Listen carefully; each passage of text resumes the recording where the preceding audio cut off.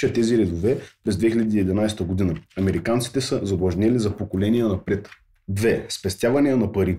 Защо да спестяваме пари, когато държавата ни отслабва покупателната мощ на нашата валута? Както знаете, след 1971 година парите престанаха да бъдат пари и станаха дълг. През 1971 от Съединените щати се изискваше да осигурява златно покритие за долара. Но когато внасяше повече, отколкото изнасяше, златото започна да изтича навън. Когато Франция изиска заплащането в злато, Никсън извади долара от златния стандарт. След 1971 година, ако имаше нужда от пари, САЩ просто ги печаташе. Днес дори не е нужна печатна машина. Днес парите са дигитални. Само кратко проблясване на екрана. За да създаде пари, Министерството на финансите на САЩ пуска съкровищни облигации, съкровищни бонове или държавни облигации, което е просто запис на заповед от данъкоплатците на Съединените щати. Да речем, че Министерството на финансите на САЩ пуска съкровищни бонове за 10 милиона долара. Частни инвеститори, банки и страни като Китай, Япония и Англия купуват тези съкровищни бонове, които са дълг, запис на заповед. Мнозина харесват американския дълг, защото го смятат за най-безопасен от всички дългове, особено като се има предвид, че може да печатаме пари, за да си плащаме дълга. Проблемът е, че ако светът изведнъж се откаже да ни иска дълга, държавата ще отпечата дори още повече фалшиви пари. Това ще доведе до инфлация и може би до хиперинфлация. Количествено улеснение. Ако не се появи някой, който да купи дълга на Министерството на финансите на САЩ, тогава се намесва Федералния резерв, написва чек, дори в сметката да няма нищо и купува облигацията. Когато пише чек, държавата прави пари от нищо, което е причината това да бъде наричано количествено улеснение. От печатане на пари, названието му бе сменено на количествено улеснение, защото звучи по-интелигентно, макар да си остава финансово самоубийство. Ако вие или аз напишем чек без да има пари в банковата сметка, ще отидем в затвора. Ето защо спестяване на пари е оксиморон. Финансово образование. Дефиниции. Съкровищните облигации, съкровищните бонове и държавните облигации са дълг, отпуснат от Министерството на финансите на щатите. А разликата между трите е продължителността на падежа. Съкровищни бонове се отпускат за по-малко от година. Държавни облигации се отпускат за срок от 2, 3, 5 и 10 години. Съкровищни облигации се отпускат за 10 или повече години. Финансово образование, дефиниции. Инфлация и хиперинфлация. Инфлация означава просто, че има повече пари, преследващи по-малко стоки и услуги. Хиперинфлацията е малко свързана с наличните пари, както смятат мнозина. Хиперинфлацията може да бъде излишък от пари или недостиг на пари. Проблемът при хиперинфлацията е, че никой не иска парите, независимо дали са в излишък или в недостиг. При хиперинфлацията парите са ценни колкото използваната тоалетна хартия. Никой не ги иска.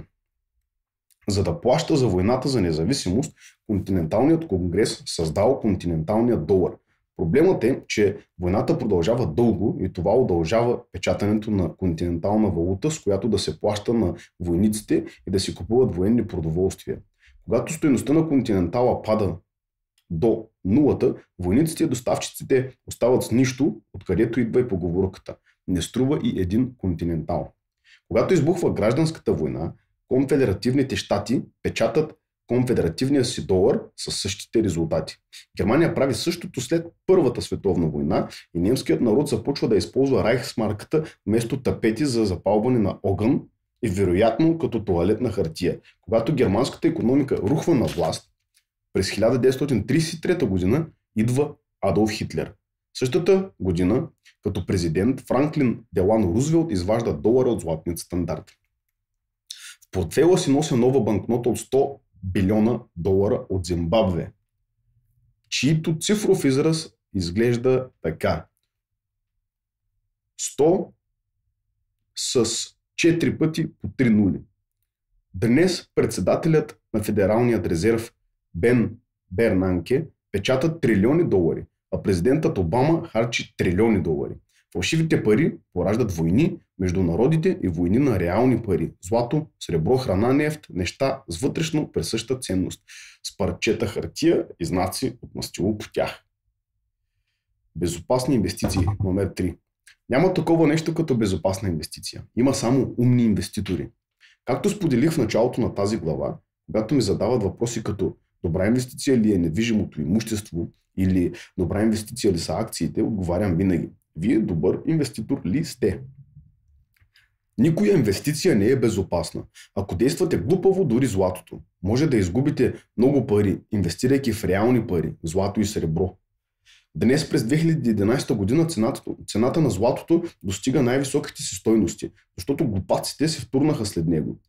Златната треска създава глупаци, които сега се устремиха към златото, както направиха преди по време на раздутия балон на недвижимото имущество и акциите.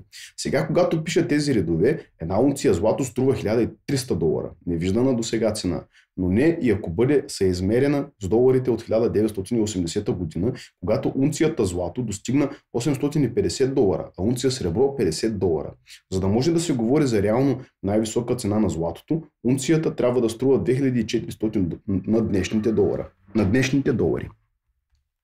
Тези дни непрекъснато ставам свидетел на лудостта по златото. Където и да отида, виждам обяви. Купуваме злато.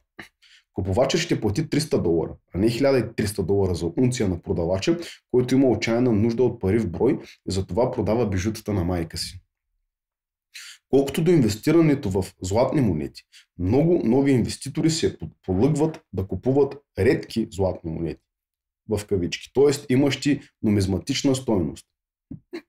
Приятел на един приятел с огромно вълнение купи рядка златна монета от последната депресия и плати почти 3000 в брой за монета, струваща 1200.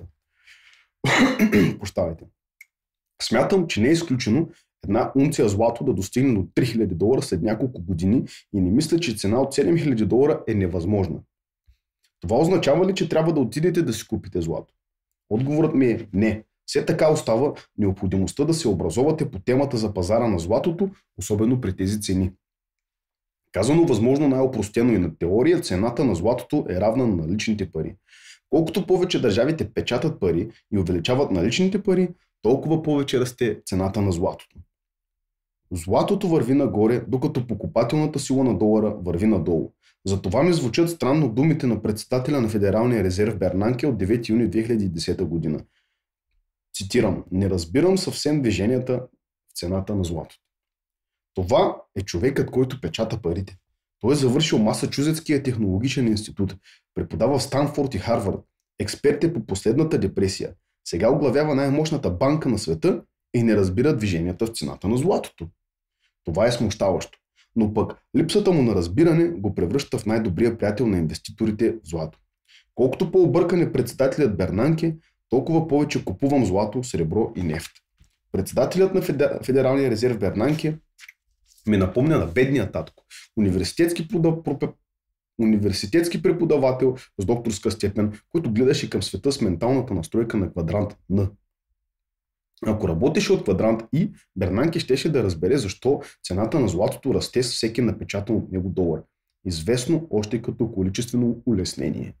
Именно заради лидери на Федералния резерв като бившия председател Гринспан и настоящия Бернанке, през 1997 година купих златна мина. Знаех, че те унищожават долара. Също така с Ким купихме толкова злато, колкото ни беше възможно през 2000-та година, когато унцията злато беше под $300, а среброто струваше под $3. На смятащите да спестяват ценни метали вместо пари ще кажа, че аз бих започнал с сребро. През 2011 година среброто е много по-добра инвестиция от златото. Твърдя го, защото сега на планетата Земя има повече злато, отколкото сребро. Освен това, златото се съхранява, което обяснява защо има толкова много злато. А среброто се използва горе-долу като нефта и затова има много по-малко сребро, отколкото злато. Възможно е един ден, в не толкова далечно бъдеще, среброто да стане по-скъпо от златото. Но моля ви, не се доверявайте на моята дума за това. Направете си сами проучване. От години централни банки правят дъмпинг на златото и купуват долари. Сега правят дъмпинг на доларите и купуват злато, увеличавайки цената на златото. Като така причиняват обезценяване на своята валута и затрудняват живота на хората в своята страна. Ето пример как най-добре образованите хора правят глупости. С всичко това искам да обясня, че е възможно да изгубите пари, купувайки злато. Ако бяхте купили злато през 80-та година, днес пак щяхте да загубите пари, макар цената му да е $1300. Тя трябва да стигне 2400, за да може да си върнете дадените през 80-та година $850. Ако е възможно да загубите пари, купувайки злато, значи може да изгубите пари, купувайки каквото и да е. Ето защо безопасни инвестиции е оксиморон. Справедлива подялба. Нищо не е справедливо, когато става дума за пари. Господ не е справедлив. Ако беше, аз щях да изглеждам като Джони Деп. Нищо не е справедливо на фондовия пазар. Едни получават повече, отколкото им се полага от техния дял или акции. Средният инвеститор инвестира на фондовия пазар, като купува акции, но малцина знаят, че има различни видове акции и те не са справедливи. Така, например, има обикновени акции за обикновения човек. Умните инвеститори предпочитат привилегировани акции. Казано просто, към притежаващите привилегировани акции, инвеститори се отнасят преференциално в сравнение с техните обикновени акции. Повечето взаимни фондове са пълни с обикновени акции. Съществува друг клас акции, далеч над привилегированите акции. Това ниво може да се види в играта Потоци пари 101. Омагьосаната въртележка. Повечето хора от омагьосаната въртележка инвестират в привилегировани и обикновени акции. Бърза писта. Инвеститорите на това ниво не инвестират в акции. Те инвестират в проценти. При проучването на пусната на борсата компания, в проспекта й ще се натъкнете на категория продаващи акционери. Това са акционерите, притежаващи големи дялове от пакета, да речем 1 милион до 10 милиона акции. Наречени са продаващи акционери, защото са продали само процент от своята компания и са получили голяма част от пакета акции. Изграждането на бизнес и пускането на акциите на компанията на борсата чрез IPO или първично публично предлагане е друга форма на печатане на пари, в този случай печатане на акции или сертификати за акции. Когато пуснах на борсата акциите на златната си мина, с ким бяхме продаващи акционери, а не купуващи акционери. Има разлики между продаващи акционери и привилегировани акционери и обикновени акционери. Затова справедлива подялба е оксиморон. Взаимен фонд. Във взаимния фонд няма нищо взаимно. По-добър би бил терминът едностранен фонд. Това не означава, че не харесвам взаимните фондове. Аз лично ги харесвам, защото ми осигуряват парите за инвестиране. Когато пуснах на борсата златната си мина чрез IPO, именно група компании за взаимни фондове купи повечето от предлаганите от нас акции. Взаимните фондове са предназначени за хора, които не знаят нищо за инвестирането и се чувстват по-комфортно да оставят менеджера на фонда да избира обикновени акции вместо тях. Проблемът е, че инвеститорът влага 100% от парите, поема 100% от риска и получава само 20% от печалбите, ако има такива. Компанията за взаимни фондове взема 80% от парите на инвеститори във вид на такси и разходи по управлението. Затова за мен това е едностранен, а не взаимен фонд. На всичкото отгоре, данъчният закон не е снизходителен към взаимните фондове. Том Уилрайт обяснява: когато купувате взаимни фондове, ви облагат с данъци по два отделни начина. Първо, плащате данък върху печалбата от надценката, когато фондът трейдва, купува или продава акции. Второ, плащате данък, когато трейдвате самия взаимен фонд. В резултат на тази схема на данъчно облагане може да стане така, че да плащате за печалбата от надценката при трейдването на акции на взаимния фонд в година, когато цената на взаимният фонд пада. Точно това става с много хора, когато притежават взаимни фондове. Взаимните фондове имат и някои предимства, но вместо да обсъждам различните за и против взаимните фондове, ще дам думата на съветника на богат татко Анди Тънър да обясни книжните активи. Анди Тънър обяснява за и против взаимните фондове. Когато става дума за и против взаимните фондове, ще кажа, че повечето за са за институциите, които продават взаимни фондове, заедно с менеджерите на фондове, които събират такси от инвеститорите на фонда. Инвеститорите влагат парите, инвеститорите поемат риска, а на институциите и на менеджерите на фондовете им се плаща, независимо дали фондът се развива добре или зле. Прибавете към това програмата за последователно изравняване на доларовата цена и ще получите непрестанно изтичане на пари към фонда. Както казва Робърт, всяка монета винаги има две страни и в нашия случай няма съмнение, че компаниите за взаимни фондове са от по-печелившата страна. Вероятно, привлекателността на взаимните фондове и пенсионни планове идва оттам, че на пръв поглед те като че ли дават възможност на инвеститора да инвестира без да трябва да има особено финансово образование. Освен това му дават усещане за сигурност, защото обикновено диверсифицират парите в няколко различни сектора. Проблемът е, че привидното на повърхността може да бъде измамно. Изобщо не съм убеден, че инвестирането в пенсионен фонд, пълен с взаимни фондове, е алтернатива на финансовото образование. Типът диверсификация, който виждаме в взаимните фондове, дава според мен много опасно фалшиво усещане за сигурност. В действителност, те не дават на инвеститора по-голям контрол, отколкото инвестирането в един пакет акции. Рискът е свързан с контрола. По-малкият контрол означава по-голям риск. Затова надеждата не е стратегия. Бих казал, че в преобладаващата система взаимен фонд 401K има поне 4 важни проблема, изискващи задълбочено обсъждане с вашия финансов съветник. Първо, този тип диверсификация по никакъв или почти никакъв начин не защитава инвеститора от голям срив на фондовия пазар, продължителен застой на фондовия пазар или дори от движещ се нагоре фондов пазар, който не успява да надмине инфлацията за дълги периоди. Когато човек купува голямо количество акции в дадена компания, като Уорън Бъфет, който купи милиони акции на Кока-Кола, едно от големите притеснения е, че цената на акциите на компанията може да падне, а това, разбира се, е извън контрола на инвеститора. По същата причина, когато човек е диверсифициран из пазара, пак е възможно, ако не е вероятно, целият пазар да тръгне надолу, което също не се контролира от инвеститора. Според мен, повечето хора ще се съгласят, че световните пазари станаха по-променливи и нестабилни от всякога. От 2000-та до 2010 година станахме свидетели на десетилетието на нищото.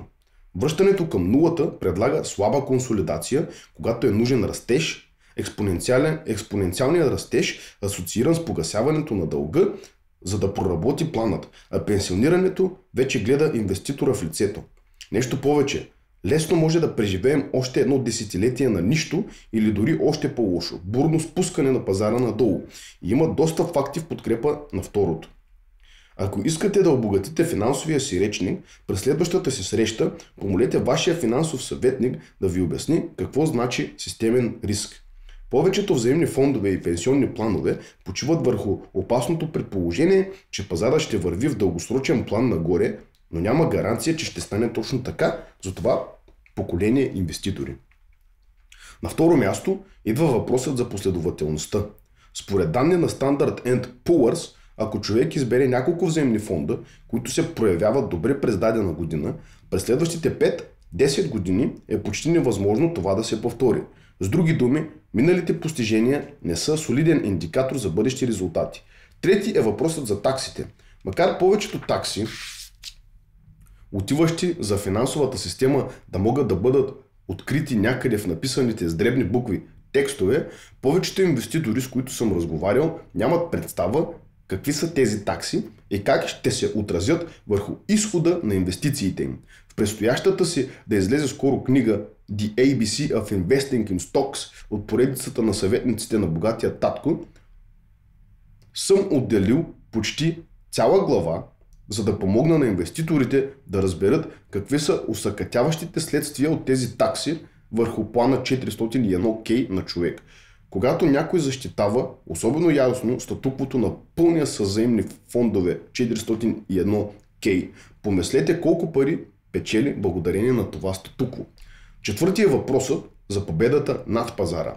Днес не е особено трудно да намериш финансови инструменти, достъпни за отделния инвеститор, които поне подражават на пазара. Продукти като борсово търгувани фондове позволяват на инвеститора да прави почти всичко, което могат да правят повечето взаимни фондове, за да открият подходящ пазар. Защо да плащам огромни проценти за разходи за портфолио, което така или иначе ще прави това, което прави пазарът, ако планът ми 401K, 403B или IRA просто ще имитира пазара, каква ценност има професионалния менеджмент? Ако огледа своя IRA или 401K план, човек най-вероятно ще открие, че нещата са вървели добре, когато пазарът е бил в добро състояние и зле, когато пазарната ситуация е била лоша. Колкото и да е тъжно, повечето хора разбират, че са достатъчно талантливи, за да загубят и без чужда помощ пари, когато пазара тръгне надолу. Тази дискусия съвсем не се изчерпва с обсъждането само на тези за и против. Решението, което вземат, ще се отрази осезателно на финансовото бъдеще на мнозина. Според мен, това изисква откровена дискусия с квалифициран съветник и сериозно обмислене на план за финансово образование. Както обясни Анди, взаимните фондове, банките и пенсионните компании са важни, защото осигуряват парите за инвестиране на представителите на квадрант Б и И. За необразования инвеститор, взаимни фондове е оксиморон, защото всъщност това са едностранни фондове, а не взаимно изгодни и печеливши. Диверсифицирано портфолио. Четирите основни класа активи в света на инвестициите са показани в колонката с активи в следващия финансов отчет. Отчет за приходите и разходите. Колонка приходи, колонка разходи. Баланс. Активи. Бизнес, недвижимо имущество, книжни активи, комодити. Пасиви, празно. Повечето хора, които мислят, че имат диверсифицирано портфолио, не са диверсифицирани, защото активите им са предимно в един клас – книжни активи. Книжните активи включват акции, облигации, взаимни фондове, борсово търгувани фондове, застраховки, анюитети и спестявания. Ужасно е, че по определение взаимните фондове са диверсифицирани, макар да съдържат различни акции, облигации и книжни активи. Диверсифицирано портфолио от взаимни фондове всъщност изобщо не е диверсифицирано. Когато фондовият пазар се сгромоляса, както стана през 2007, повечето книжни активи се сгромолясват в унисон. Ето защо дори взаимният фонд на Уорън Бъфет, Бъркшир Хатауей, се сгромоляса в кризата.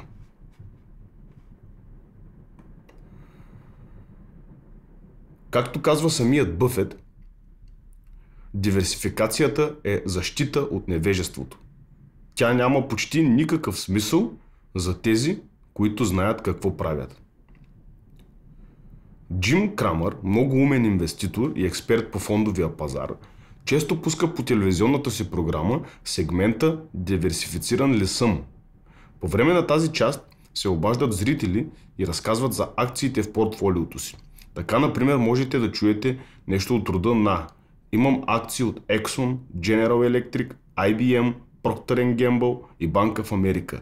Имам също зараждащ се пазарен фонд, фонд на паричния пазар, златен борсово търгуван фонд, REIT, облигационен фонд и току-що си купих индексен фонд за големите дивиденти от печалбата от надценката. Диверсифициран ли съм?" Тогава Джим Крамър прави преценка за диверсифицираното портфолио на зрителя. Според мен, горното портфолио не е диверсифицирано. Не е, защото е пълно само с един клас активи – книжни. Ако фондовата борса рухне, както ще стане, диверсификацията няма да го защити.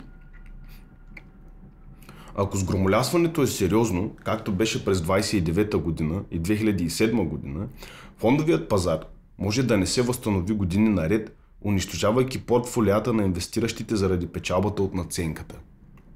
Днес има повече компании за взаимни фондове, отколкото компании спуснати на борсата акции. Ето колко безумна е станала диверсификацията. През 2007, когато пазарите започнаха да се сгромолясват, всичко рухна, дори недвижимото имущество. Диверсификацията не спаси милиони хора от липсата им на финансово образование. За повечето хора диверсифицирането им в портфолио е оксиморон. Портфолиото им е направено по този начин. Не толкова лошо, в кавички, но не е по-малко рисково. Защо губят инвеститорите? Често задавам въпрос. Защо необразованите инвеститори губят толкова много? Кратък отговор. Те инвестират без да се застраховат. Обяснение. Вие със сигурност не карате кола без застраховка. Не купувате къща без застраховка. Но когато инвестират, повечето инвеститори не правят застраховка. И щом фондовият пазар рухна, те загубиха, защото нямаха застраховка. Когато влагам в недвижимо имущество,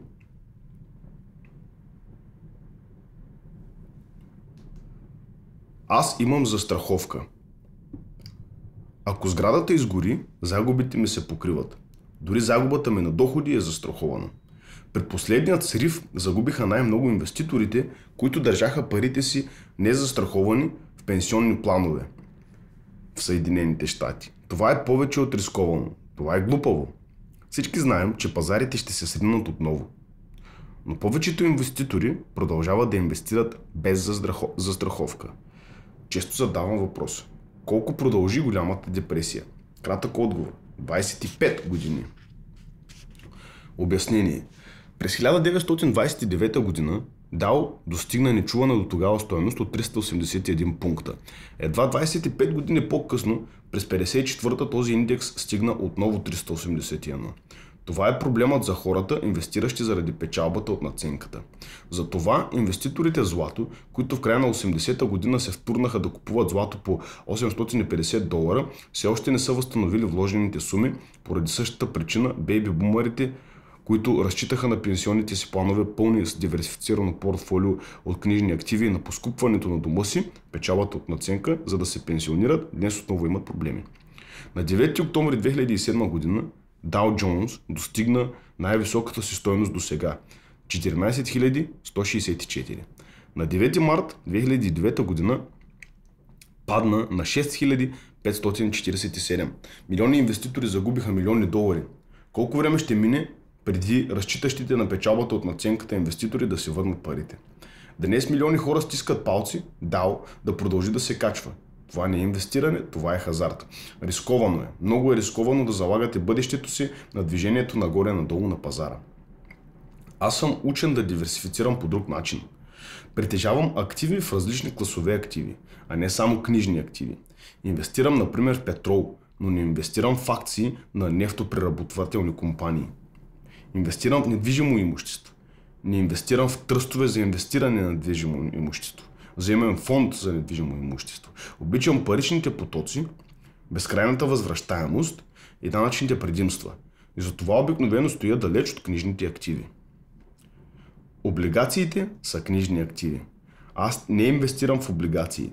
Вместо това вземам назаем пари, създавани от облигации, за да купувам жилищни блокове, особено когато лихвените проценти са ниски. Когато Федералния резерв и централните банки печатат пари, спестявам злато и сребро, а не пари. Ако банките спрат да печатат пари, ще продам златото и среброто и ще се върна към парите. Казано просто, аз диверсифицирам, като притежавам активи от различни класове, а не книжни активи като акции, облигации, взаимни фондове, борсово търгувани фондове, представляващи различните класове активи. Както казва Уорън Бъфет, диверсификацията е защита от невежеството. Въпросът е, от чие невежество? Вашето или на фондовия брокер? И на финансовите плановници, плановици, които ви продават уж диверсифицирано портфолио? Или на вашия брокер на недвижимо имущество, който ви казва, че домът ви е актив и че цената на недвижимото имущество расте винаги? Печалба от надценката. Финансово образование – дефиниция. Взаимният фонд е вече диверсифициран. Обикновено взаимният фонд е диверсифициран асортимент от акции, облигации и други тъй наречени активи. При купуването на диверсифицирано портфолио от взаимни фондове, в много случаи човек купува всъщност същите акции в различни взаимни фондове. Това не е диверсификация. Това е концентрация. 7. Без дългове. Винаги ми става смешно, когато някой каже: аз нямам дългове. Къщата и колата ми са платени, а кредитът по кредитните си карти е оправен веднага, след като бъдат използвани. Вместо да нарушавам мечтанията им, аз отговарям: поздравления, оставям ги да живеят в своя оксиморон. А в действителност ми се иска да кажа: видял ли си колко е голям националният дълг? Как може да си без дългове, когато ти и аз плащаме главницата и лихвите върху почти 75 билиона долара дългове? Как може да си толкова наивен? През 2010 година частта от националния дълг, падаща се на всеки гражданин на САЩ, възлизаше на 174 000 долара или на 665 000 долара за семейство. Крах за хората. Крахът поради високорисковите дългове от 2007 година бе причинен от прекалено многото дългове, дадени на високорискови длъжници. Крах за нациите. Следващият крах ще бъде причинен от прекомерно многото дългове на високорискови нации и длъжници. Досега светът поддържаше по-малко страни, заплашени от такъв крах, като Португалия, Ирландия, Италия, Гърция и Испания. Ако Германия не беше дотирала Гърция, крахът щеше да се разпространи. Първата голяма страна, която щеше да повлече, вероятно щеше да бъде Япония. Защо е застрашена Япония ли? Заради дългове. Япония е с най-голям процент на съотношение дълг брутен национален продукт от големите световни сили. Иронията е, че в Япония живее една от най-високо образованите, работливи, хомогенни популации с един от най-високите проценти на спестявания в света. Въпреки солидния личен труд и спестовна етика, правителството на тази страна продължава да не управлява както трябва икономиката й.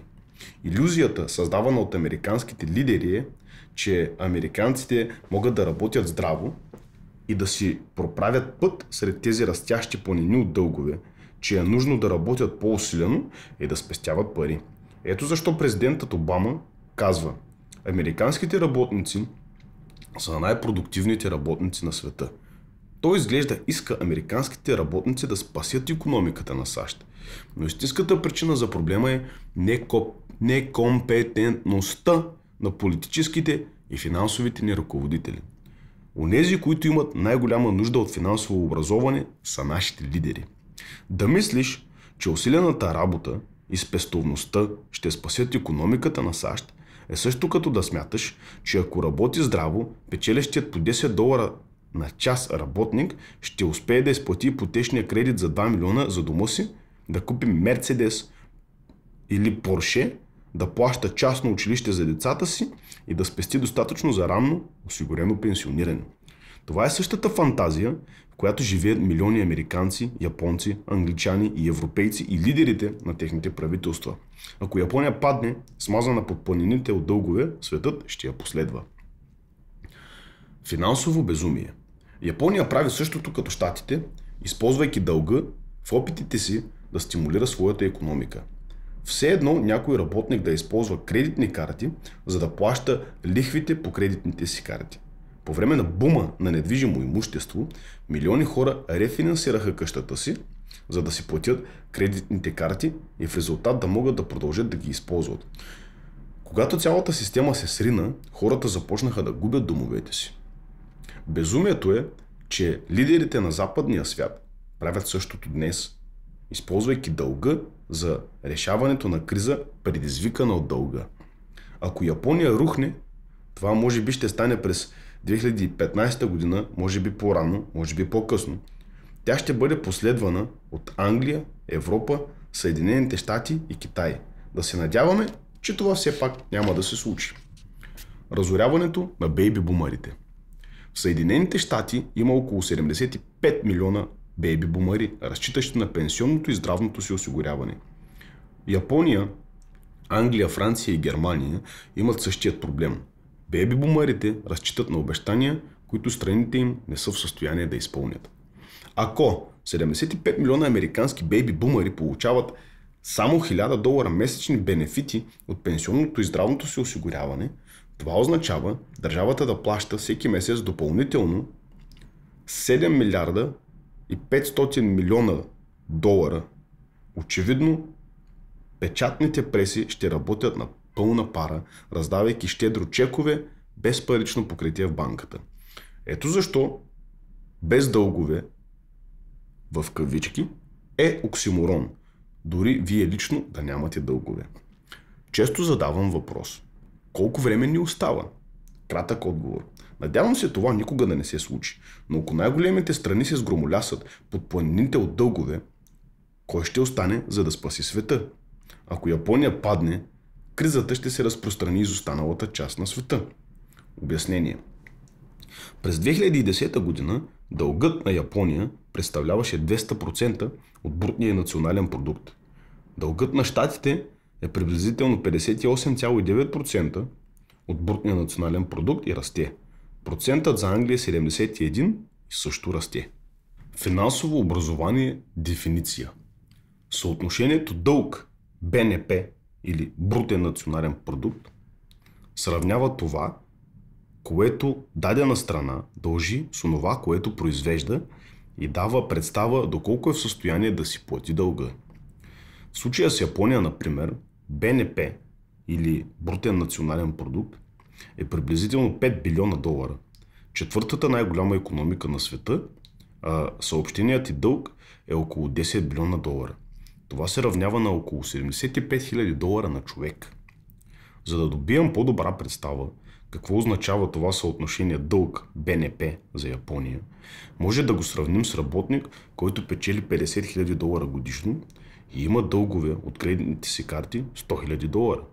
Ситуацията се влошава допълнително от факта, че работникът използва кредитните си карти, за да плаща лихвите върху дълга си от 100 000 долара и това само увеличава дълга.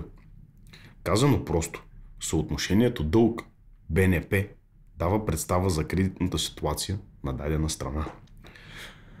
Често задавам въпрос. Защо расте дългът? Кратък отговор. Държавите са като много от хората. Харчат повече, отколкото произвеждат. И дават обещания, които не могат да си позволят да дават. Обяснение.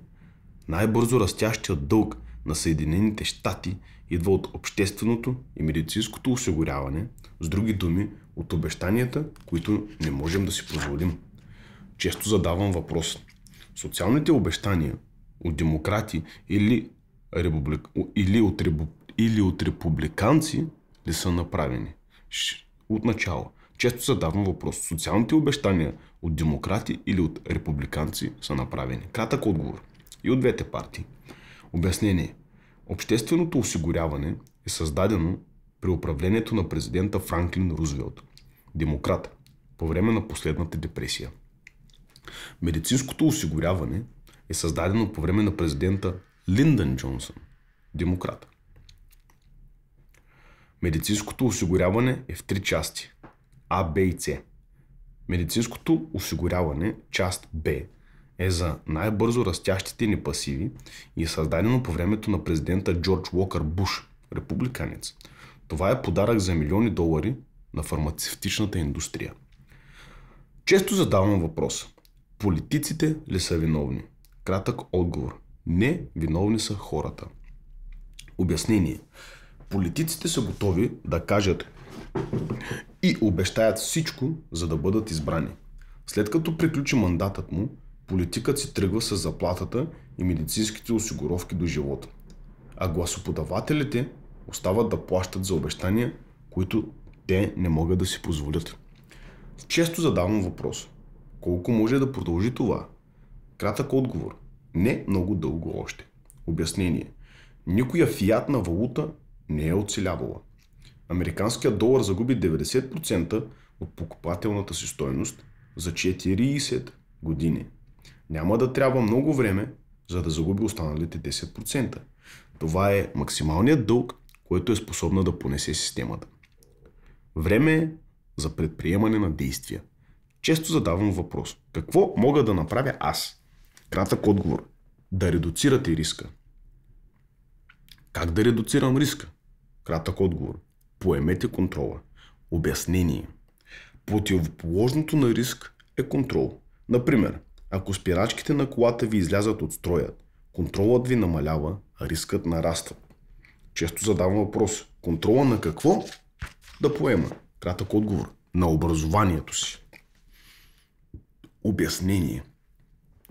Докато сме в училище, имаме много малък контрол върху това, което учим и кои са ни учителите.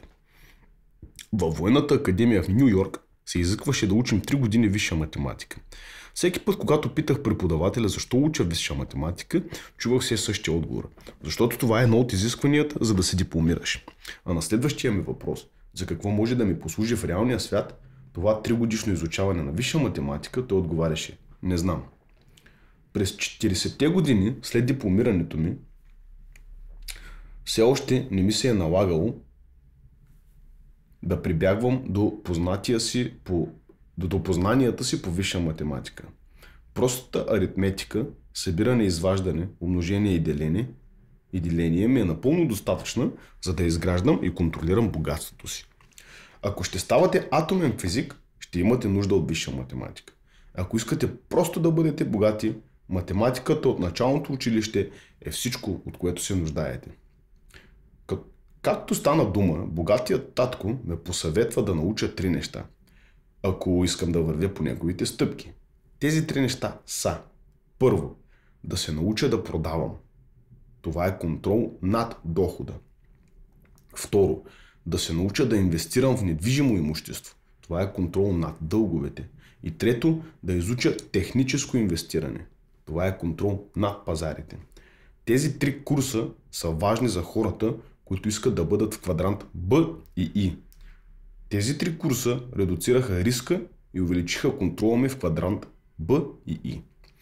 Често задавам въпрос: разбирам защо продаването е важно, ако искаш да станеш предприемач.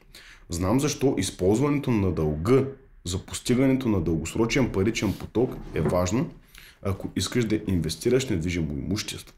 Но защо техническо инвестиране? Кратък отговор: за да виждате миналото, настоящето и бъдещето. Обяснение: техническите инвеститори използват диаграми, базирани върху факти, за да се запознаят с миналото и настоящето и евентуално да видят бъдещето. Следващата диаграма отразява цената на златото през последните 10 години. От септември 2000 година струва за унция в долари около $300. В септември 2010 година вече е около $1300 за унция.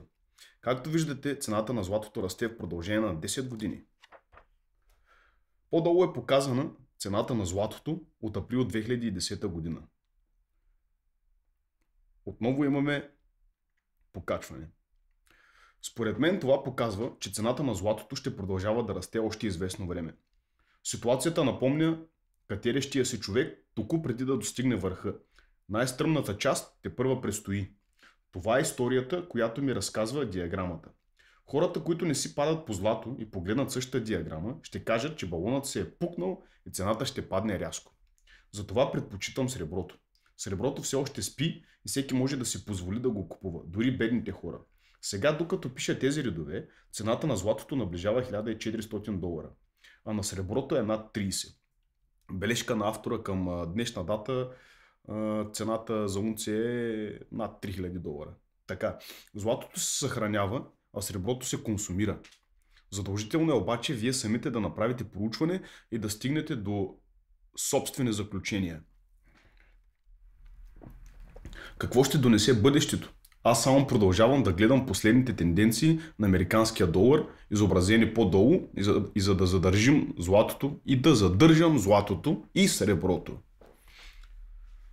Очевидно, диаграмите се променят винаги с икономическите промени, поради което курсът по технически анализ е от основно значение. Диаграмите дават възможност да видите миналото и настоящето и предоставят по-голям шанс да предвидите точно бъдещето. Диаграмите редуцират риска и може да увеличат възнаграждението. Ето защо богатият татко препоръчваше да завърша курсове по технически анализ или диаграми, защото диаграмите се опират върху факти, а не мнения. Различен фокус. Богатият татко препоръчваше да се науча да продавам, да се науча да инвестирам в недвижимо имущество и да изуча технически анализ, защото се подготвях за квадрант Б и И. Достатъчно е да погледнете един финансов отчет, за да видите разликата между НС и квадрант Б И. Те се фокусират върху различни части от финансовия отчет и за това е нужно различно образование. Квадрант Н и С се фокусират върху дохода, а Б и И се фокусират върху активите. Кое е рисковано? Н и С смятат, че инвестирането е рисковано, защото нямат никакво или имат ограничено финансово образование за активите в колонката с активи. Инвестирането не е рисковано. Затова пък липсата на финансово образование е много рискована. Б и И се фокусират върху активите, което ги учи да управляват активите и да редуцират риска. 4 различни класа активи. Още в детството си научих от богатия татко за 4 основни класа активи в колонката с активи. Той каза, колкото повече знаеш за различните класове активи, толкова повече контролът ти расте, а рискът ти намалява. Ето 4 основни класа активи в дадената по-долу колонка с активи. Баланс. Активи. Бизнес. Недвижимо имущество. Ценни книжа. Комодити.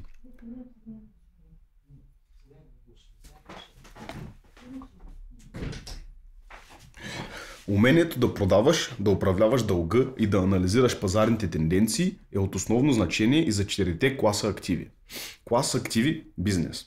Най-богатите хора на света са предприемачи като Бил Гейтс от Microsoft, Стив Джобс от Apple, Ричард Брансън от Virgin, Сергей Брин от Google и Илон Мъск от Tesla. Умението да продават е задължително за предприемачите. Причината повечето бизнеси да пропадат е липсата на адекватни продажбени умения на предприемача. През 1974 г. най-добър тренинг в продажбите даваха IBM и Xerox. Бях нает от Xerox, изпратен от Лисбърг, Вирджиния, за интензивно обучение в сферата на продажбите. Бяха ми нужни 4 години тренировки, за да мина от последното на първото място по продажби. Никога не съм се справил добре по английски в училище, защото не можех да пиша. И все още не съм добър в писането. Въпреки това, както споделих, в богат татко, беден татко, аз не съм най-добре пишещ автор, аз съм най-добре продаващ се автор. Богатият татко често казваше: продажби е равно на доходи. Ако искате по-големи доходи, научете се да продавате.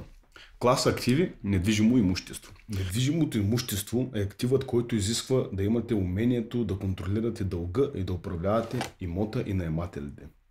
През 1973 г. завърших първия си курс по недвижимо имущество. Днес с Ким имаме дългове от десетки милиони долари, дългове, които произвеждат измерващи се с милиони доходи, повечето необлагаеми с данъци. През последната година банките намалиха лихвените проценти, което намалява вноските ни по погасяването на ипотечните кредити и увеличава печалбите ни. Недвижимото имущество е прекрасен актив, защото дългът и данъците правят инвеститора богат. Клас активи, книжни активи. С Ким рядко инвестираме в книжни активи, защото те дават най-малка възможност за контрол. Инвеститорът няма никакъв контрол върху доходите, разходите, активите и пасивите, когато става дума за акции, облигации и взаимни фондове. Клас активи, комодити или суровини. Купуването на златни и сребърни монети изисква най-малко финансово образование, но все пак е наложително да знаете нещо за този клас активи. Цената на златото и среброто наистина се увеличава и намалява. Освен това, в бизнеса с злато и сребро има много майстори и измамници, особено днес, когато цените им растат. Кой клас активи е най-добър за вас? ЧЗВ. Кой клас актив е най-добър за мен? Кратък отговор. Този, който ви интересува. Обяснение. Не забравяйте, бизнесът създава повечето истински богати хора, но за него е нужно най-голямо финансово образование. На второ място по изисквания за финансово образованост стои недвижимото имущество. Изучаването на книжни активи е лесно, но затова пък този клас активи е най-рисковият. Комодити или суровини, като злато и сребро, се нуждаят от най-малко финансово образование, но не са без риск. Често задавам въпрос или ЧЗВ. В кой клас активи инвестират повечето хора? Кратък отговор: в книжни активи. Обяснение.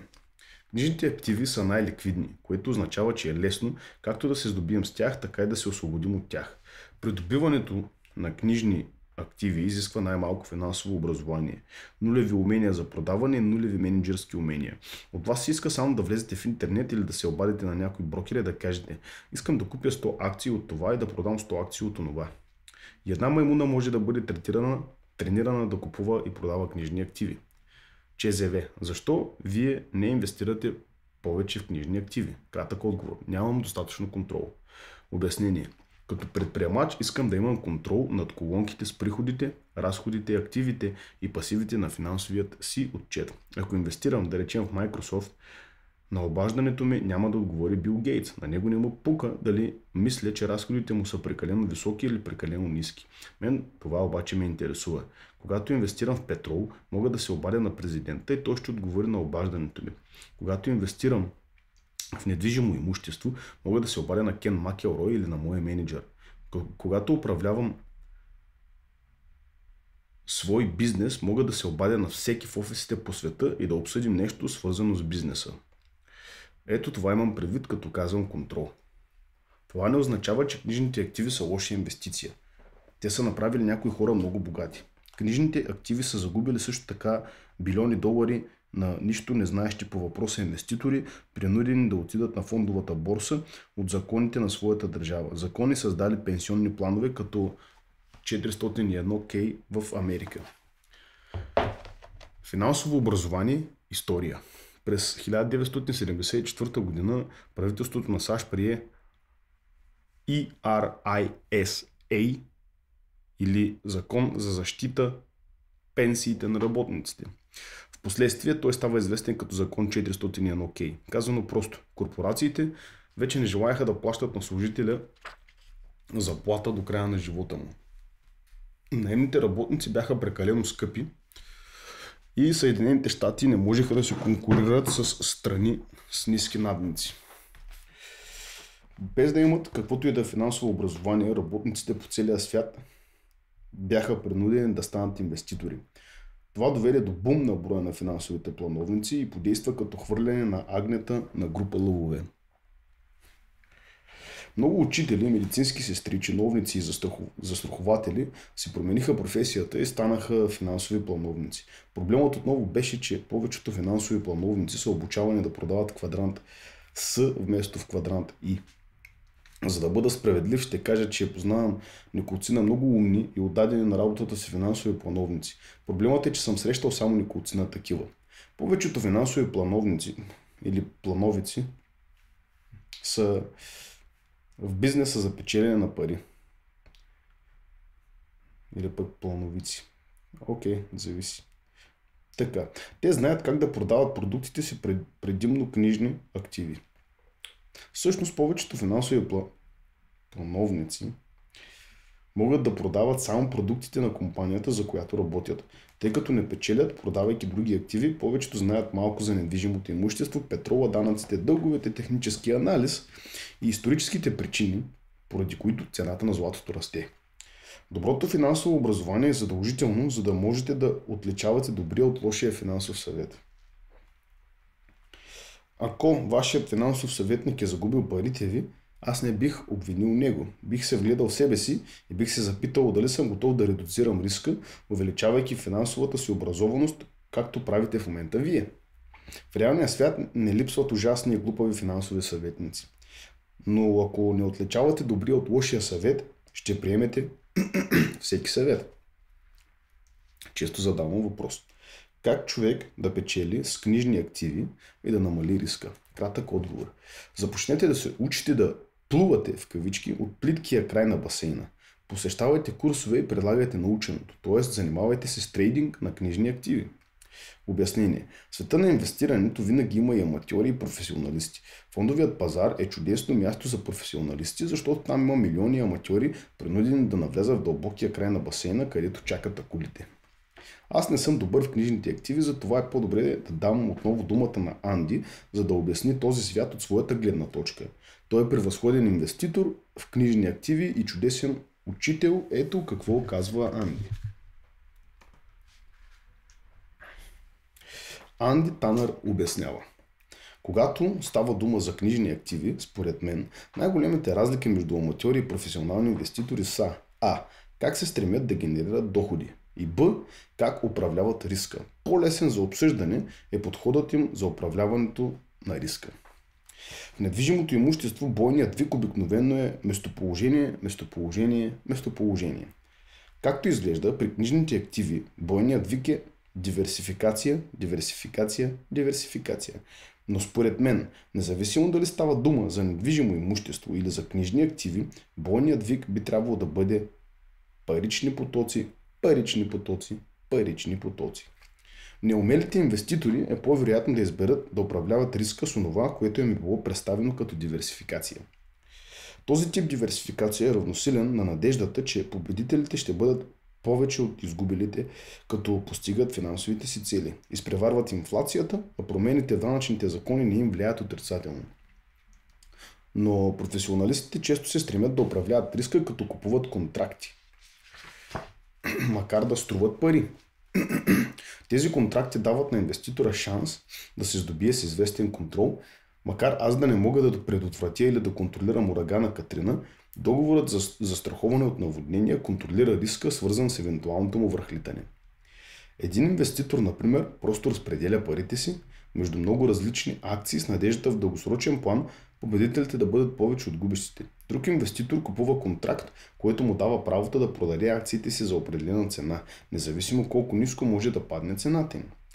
Под опцията е такъв прост тип контракт.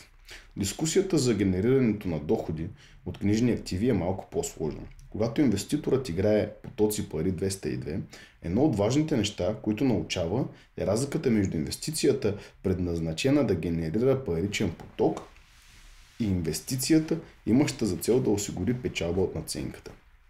Наблюденията ми сочат, че аматьорите разчитат повече на печалба от надценката, докато професионалистите търсят парични потоци. В обобщение ще кажа, че аматьорите често се стремят да печелят от книжни активи, чрез печалба от надценката и да управляват риска посредством диверсификация. Професионалистите се стараят да печелят посредством стратегии за парични потоци и да управляват риска, използвайки контракти. Застраховане на книжни активи. Анди го каза много добре. През 2007 година наблюдавах с голяма тъга срива на фондовия пазар, защото знаех какви ще бъдат последствията за милиони инвеститори, които вярваха, че фондовият пазар в дългосрочен план винаги се движи нагоре и че диверсификацията е застраховка срещу загуби. Нещата станаха още по-лоши през 2010, когато незастраховани инвеститори навлязаха отново в пазара с надеждата цените отново да тръгнат нагоре. Печалба от надценката. Професионалните инвеститори се застраховат дори на фондовия пазар. Отново давам думата на Анди, за да обясни как използва застраховането за защита на инвестициите си в книжни активи. Анди Танър обяснява. Едно от нещата, които купувам редовно, е наемателска застраховка. Правя я, за да ме защити в случая, че наемателите увредят имота ми, предизвиквайки без да искат пожар, например. Представете си как бих могъл да управлявам риска чрез диверсифициране. Не би имало кой знае какъв смисъл да накупя повече къщи и просто да се надявам, че дори някои от тях да изгорят, по-голямата част ще останат невредими. Допада ми идеята да сключа договор, като плащам относително малка сума за защитата на актив, струващ значително повече пари. Повечето хора наричат този тип контракти за страховка. Когато някой катастрофира, първият въпрос, който му задават най-често е: застрахован ли сте? На фондовия пазар обикновено не използвам думата застраховка. Вместо ние прибягваме до термина hedge. Можем да защитим сравнително голяма сума пари от загуби, като похарчим сравнително малка сума за контракт, като под опцията, за която споменах по-горе. Много професионални инвеститори харчат пари за под опции в периоди на несигурност и когато са изправени пред събития извън техния контрол, като доклад за приходите или съобщение от Федералния резерв. Колкото по-рискова е ситуацията, толкова по-скъп е контрактът. Нещо повече, този тип контракти могат да дадат на инвеститора представа доколко рискована е ситуацията. Пример за това са слаповете за кредитно неизпълнение на страни като Гърция, Португалия, Ирландия и Испания. Никой не иска да дава заем на тези страни, а онези, които вече са дали, се надяват някой да им върне парите. Те искат договори, които ги защитават от дефолт. Напоследък цената на тези контракти нараства главоломно, което говори, че положението е станало по-нестабилно. Ирландия, Гърция, дългови неволи дават заден ход на спасителна акция за държавни слапове за кредитно неизпълнение. 29 октомври 2010, 7:30 по Гринуич от Абигейл Моузес. 29 октомври Bloomberg, публично разглеждане от акционерите в Ирландия, рязко намаляващи приходи от данъци в Гърция и политическа безизходица в Португалия дадоха заден ход за 3 месеца на най-голямата спасителна акция във връзка с държавен дълг в Европа.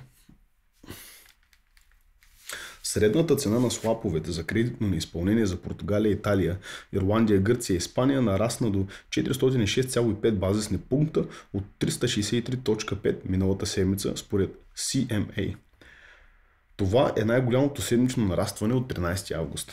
Правителствата на тъй наречените периферни държави на Европа водят борба да намалят бюджетните си дефицити, успоредно с налагане на орязване на средствата за обществени разходи и увеличаване на данъците. Преглед на бюджета на Гърция за 2009 показва, че дефицитът е над 15% от брутния вътрешен продукт. Повече от предложенията и нацията има сериозен отначало. Преглед на бюджета на Гърция за 2009 година показва, че дефицитът е над 15% от брутния вътрешен продукт. Повече от предположенията и нацията има сериозни проблеми с спазването на данъчните закони, както заяви миналата седмица финансовият министър Георгиос Папаконстантино. Налага се да излязат от спиралата на дефицита, казва Тим Бруне, стратег в Уникредит в Мюнхен. Това става все по-трудно, ако имаш голям дълг, тъй като той на свой ред подхранва дефицита. Затова от подобна спирала е много трудно да се излезе. Днес слаповете за кредитно неизпълнение на Гърция скочиха до 794 базисни пункта от 671,5 миналата седмица, показват цените на CMA. Контрактите плащат на купувача номинална стойност в замяна на намиращите се в основата ценни книжа или парични еквивалент. Ако взелият заема не успее да изпълни договорките по своя дълг. Увеличаването е сигнал за намалено доверие в кредитното качество. Без преговори. Слаповете за Ирландия днес излетяха на 474 базисни пункта от 428 на 22 октомври. Докато правителството лавира с притежателите на акции на Англо-Ирландската банка по въпроса кой трябва да поеме цената по спасяването на национализирания заемодавец. Алън Дюкс, председателят на банката, каза, че няма да преговаря с кредитори дали тържествено обещание да блокират предложената замяна на дълга, която ще предизвика загуби от почти 2 милиарда долара. Португалия се изкачи до 378 базисни пункта от 343 миналата седмица, след като правителството и главната опозиционна партия на страната прекратиха разговорите за най-големите орязвания на бюджета поне от 70-те години на 20 век насам, като това евентуално излага на риск приемането на плана за 2011 година за смекчаване на четвъртия най-голям дефицит в еврорегиона. Не е нужно обаче да бъдеш мултимилионер, за да се възползваш от хеджирането. С малко образование всеки може да се научи да използва контракт за опции, за да се предпази от загуби. Иронията на тази идея е, че мнозина обявяват пазара на опции за прекалено рискован. В действителност много от хората купуват опции именно за да редуцират риска си. Те използват опциите като по-скоро хедж, отколкото за спекулация. Аз купувам много опции с идеята, че ще загубя 100% от вложените в тях пари. За мен контекстът не се отличава особено средствата, които харча, за да застраховам имотите си давани под наем. Доходите, които ми носят тези имоти, плащат за страховката, така както доходите от книжния актив ще платят за опцията, която го защитава. Печатане на пари с книжни активи. Често задавам въпрос. Възможно ли е да печаташ свои пари с книжни активи? Мога ли да постигна безкрайна възвръщаемост от инвестицията си? Кратък отговор да. Обяснение. Ще оставя на Анди да обясни този въпрос, тъй като това е неговата сфера на компетентност. Анди Тънър обяснява. Знаем, че е невъзможно акцията да достигне теоретичното число на безкрайността. На фондовия пазар обаче можем да осъществим транзакции, които ни излагат на риск от безкрайна загуба. Един от примерите за това е късата продажба на акции. В такъв случай губим пари, когато цената на акциите расте, тъй като увеличаването на цената няма ограничения. Късата продажба на акции се смята за транзакция, носеща безкрайен риск. Затова, макар цената на акцията в действителност никога да не достига безкрайността, Наложително е да разберем концепцията за безкрайността във връзка както с печалбата, така и с загубата. Друг начин да гледаме на безкрайността е този. Когато сумата, която влагаме в дадена инвестиция е близка до нулата, възвръщаемостта от нея наближава безкрайност. Затова, ако намерим инвестицията в недвижимо имущество, която не изисква наши пари, прилагаме концепцията за безкрайната възвръщаемост. Това е една от причините в света на недвижимото имущество дългът да ни прави богати. Що се отнася до книжните активи, можем да постигнем това без никакви дългове. Точно така. Дълг 0. И тъй като една от особеностите на книжните активи е възможността да се делят, този тип инвестиране е достъпно почти за всеки, който е готов да положи усилие за финансовото си образование. Държа да подчертая отново, че не е необходимо да бъдеш мултимилионер, за да научиш нещо за този вид инвестиции. Когато Робърт ме помоли да покажа как се печатат пари в кавички, реших, че ще го направя най-лесно, като демонстрирам малък трейд, 1000 акции и го използвам като пример, при който се печелят 500-600 долара във вид на паричен поток.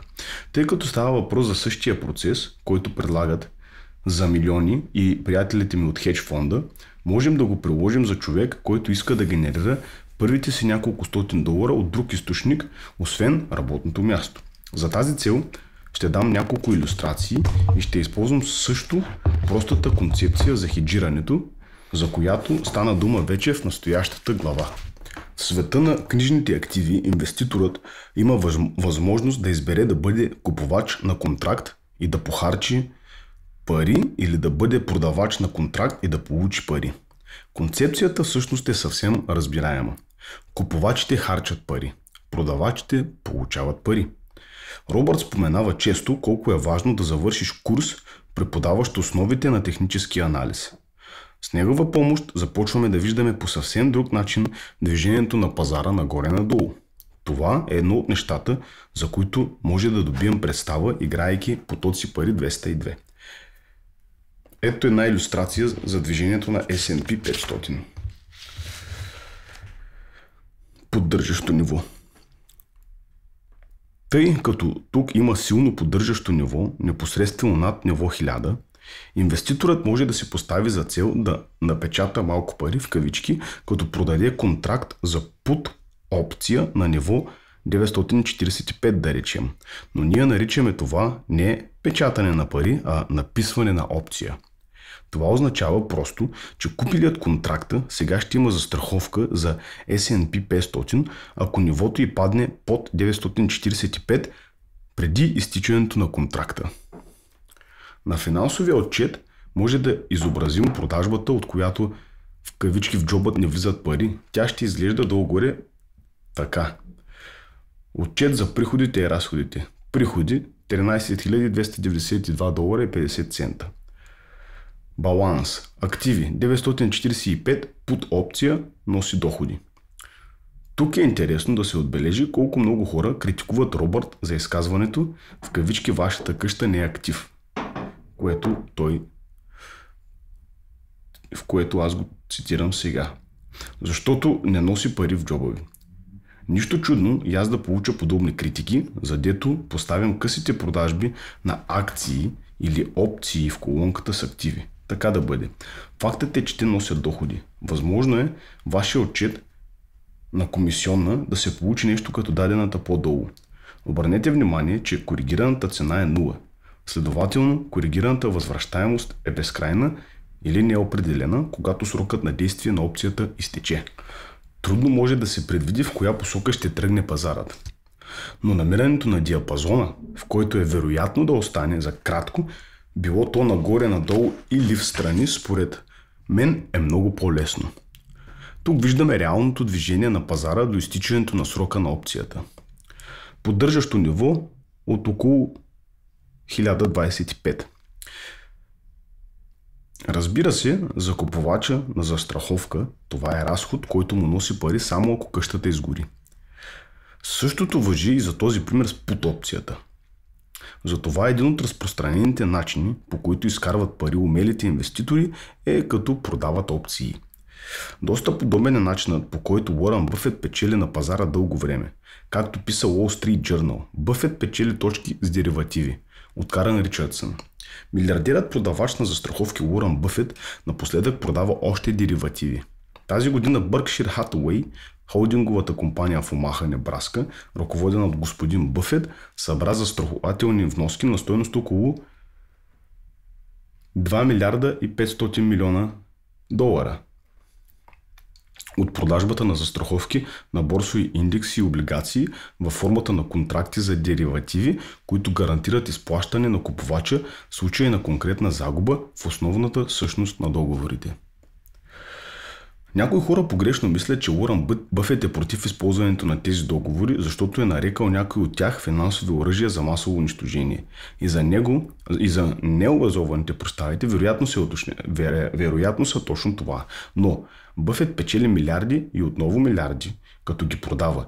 Тъй като контролът върху тях е толкова малък, книжните активи носят по-голям риск. Затова инвеститорите плащат много пари за хеджиране. Всъщност можем да употребим парите, получени от продажбата на пут опции, за да купим пут опции, които да използваме като хедж за контрол над нашия риск и пак да генерираме положителен паричен поток. Така, това би изглеждало така. Отчет за приходите 13 292 долара и 50 цента, разходи 12 607 долара и 50 цента. Активи под опция носи доходи, паричен поток 685, който се влиза в приходите. И пасиви под опция осигурява хедж, която е към разходите. Обърнете внимание, че според отчета от комисионна получаваме безкрайна възвръщаемост от опциите, които сме продали и 100% загуба от опциите, които сме купили. Доста подобно на парите, които може да похарчим за застраховка на дома си. На новака в този тип транзакции може да му се стори, че има много за учене и действително е така, но мисля, че всеки може да го научи, стига да е постоянно отдаден на финансовото си образование. А сега давам отново думата на Робърт. Защита от Робин Худ. Като дете обичах историята за Робин Худ. Когато пораснах, осъзнах, че Робин Худ е крадец. Той оправдавал действията си, като хулил кралските особи и обявявал: аз крада от богатите, за да давам на бедните. Днес милиони хора вярват, че е в реда на нещата да крадат от богатите и да дават на себе си. С влошаването на икономиката и увеличаване на бедността, все повече хора ще се превръщат в Робин Худовци. Някои ще се превръщат в углавни престъпници, ще влизат взлом в домовете, ще крадат автомобили, ще отвличат хора и ще ограбват банки. Ще има и такива, които ще крадат от вас посредством съдебната система. Често задавам въпрос: как може да се предпазим от Робин Худовци? Кратък отговор: използвайте законите на богатите. Обяснение: има много начини да защити богатството си, като домашна аларма, застраховка, оръжие или куче. Векове наред богатите са използвали юридически лица като корпорации.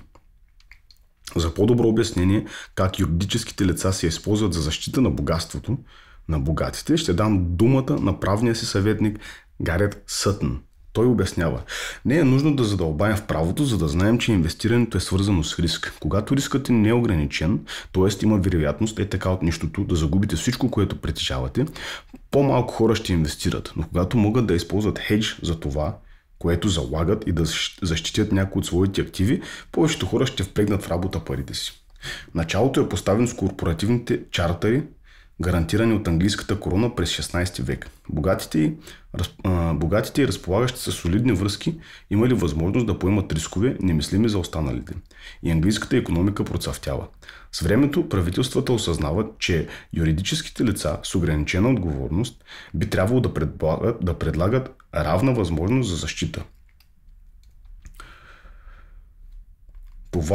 Това е отправянето на петиции към короната за устав, отнемат много време и на тях се гледа с добро око. Няколко монарси подред изобщо не се интересуват от бизнеса, но техните регенти проявяват по-голяма прозорливост.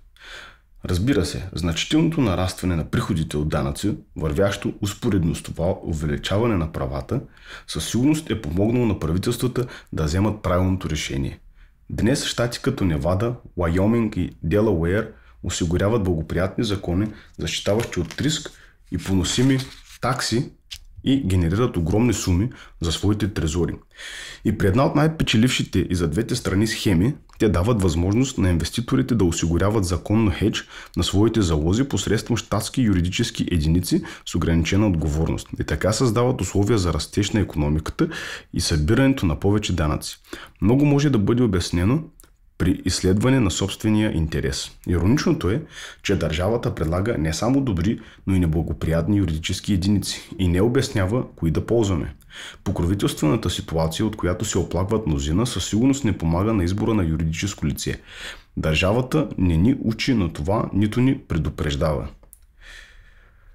И ни оставя да вземем неправилно решение. Може би не сме готови да видим следното. Правителствено предупреждение. 1. Според Министерството на правосъдието, използването на еднолична собственост може да изложи всичките ви активи на риск от незабавна загуба. Използването на еднолична собственост 2. Намалява шансовете ви да изградите бизнес кредит и може да възпрепятства бъдещи икономически възможности.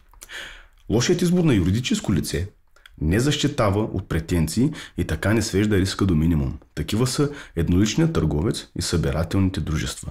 С тези юридически лица няма да влезете в бизнеса, нито ще защитите богатството си. Богатите са го разбрали отдавна. Ако вашият съветник препоръчва да използвате едноличен търговец или събирателни дружества, направете това, което правят богатите. Изкачете се на следващото ниво. Намерете нов съветник, който знае как да ви защити. Невада има най-добър закон за защитаващите активите тръстове. Невада има най-добър закон за защитаващите активите тръстове. Активите, които са в тръста повече от 2 години, не могат да бъдат достигнати от кредитори, дори със съдебно нареждане. По-долу е даден пример за тази структура. Недвижимо ООД, брокер ООД. Невада тръст за защита на активите. Предимства. ООД позволява да управлявате и защитавате имота си. Тръстът за защита на активите издига дори още по-висока стена, като ви предпазва от кредиторите. При изработването на план за защита на активите, на моите клиенти понякога им задават въпроса: няма ли държавата или данъчната служба да проявят подозрителност към това? Отговорът ми се базира върху историята, за която стана дума току-що. Правителствата насърчават планирането на защитата на активите. Те позволяват приемането на тези предпазващи закони, специални предимства и данъчни облекчения. Те искат богатите и всички останали да инвестират и да поемат риск и в замяна получават значителни приходи от данъци. Затова правете каквото иска държавата. Защитавайте активите си. В заключение, благодаря ти, Гарет, главата стана дълга, защото рискът е обемна тема. Най-добрият начин рискът да бъде сведен до минимум е като не избягваме риска и не използваме оксиморони. Най-добрият начин да редуцирате риска е като поемете контрола. И това започва с финансовото ви образование и образование. Колкото повече знаете, толкова по-голям контрол имате върху живота и финансите си. Рискът е реален, злополуки, грешки и престъпления стават всеки ден. Една от причините богатите да стават по-богати е, че поемат контрол върху финансовото си обучение, вместо да избягват риска и да вярват в сигурността на работното място, спестяването на пари, безопасните инвестиции, справедливата подялба, взаимните фондове, диверсифицираното портфолио и освобождаването от дългове, оксиморони, които всъщност увеличават риска. Рискът расте и е свързан с несигурността. Поради тероризма, икономическата несигурност, възхода на Китай и опадъка на Запада, риска ще расте, защото несигурността ще расте. Истинското финансово образование ви дава по-голям контрол върху риска и този контрол над риска е несправедливо предимство.